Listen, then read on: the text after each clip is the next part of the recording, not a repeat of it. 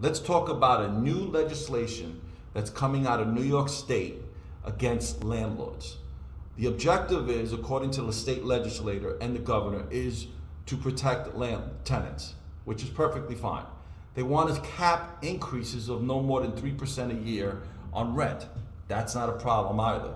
My question to these state legislators are you also going to cap the amount of taxes that you could charge real estate investors?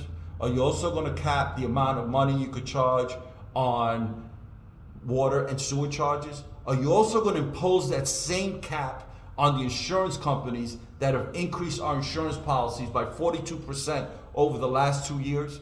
Are you also going to ensure that you're going to cap the cost of labor that's gone up about 25% in New York State over the last 24 months? Are you also going to cap the cost of material that's gone up about 40% over the last 24 months? Are you going to do that as well? I doubt it, right? The reality is this: the people that they're trying to protect or say they want to protect are the very same people that are going to suffer. Let me explain why. The reality is, right now, I'm doing these hallways, right? These hallways don't look bad. Take a look, guys, right? The reality is that what I do every 5 years is I clean and paint and fix my walls and my hallways every 5 years. Whether they need it or not, I'm going to do it.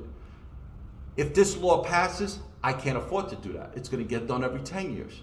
The reality is that every time a tenant calls me up and tells me there's something wrong with one of the appliances, I look at the file, and if the file says it's more than 7 years old, I don't fix it. I go buy a new one, and I have a new one delivered.